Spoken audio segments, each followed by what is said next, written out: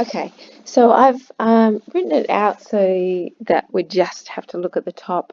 Sometimes it's easier just to do this, but up to you how you decide to do it.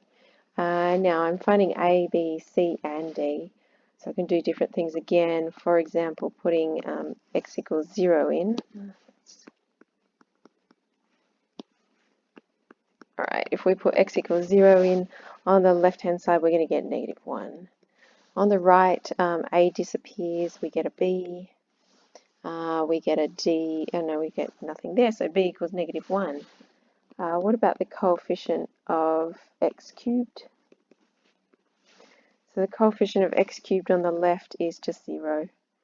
We're going to get an x cubed with the A, so we're going to get an ax cubed. We're also going not for the B, but we will get a cx cubed as well, so A plus C there. All right, so we can't do that yet, but what about the coefficient of x squared? So we've got a 1 on the left. We're going to get an x squared. We're going to get one for B and for D.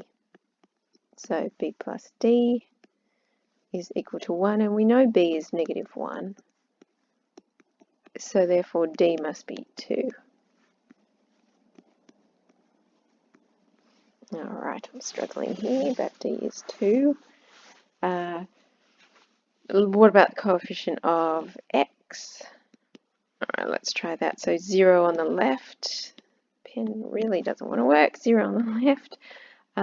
Coefficient of x, we have an A. We do get an A because of that one. We don't get any B's. We don't get any C's or D's. So we know 0 equals A. So come back up here. That would mean C also equals 0. So actually we've got a 0 for A and C. A is 0. B is -1. C is 0. And D was 2. All right, so that's what we've got there. So let's put that in. We've got an integral here, 1 on √3 to √3. And we're going to put A on x, but A is 0, so we don't have to worry about that one. What's our B? Our B is -1, so negative, and our B is on x squared. So there's our B. Now our C is 0 and it's our D, so it's just going to be a 2 then. So there's our D, and we've got x squared plus 1 there. So still with our limits. So add 1 to the power, so you get -1 divided by -1, so that'll become a positive. Yeah, that's for our limits. I won't write them because the pen is not behaving. And this one you'll recognise as inverse tan of x, also for our limits. So our limits here, oops, and that should be a -1. There we go. So when I sub √3 in, I'm getting 1 on √3. When I sub 1 on √3, I'm getting √3. And when I'm subbing √3 in, getting 60 degrees. When I sub in 1 on √3, I get 30 degrees.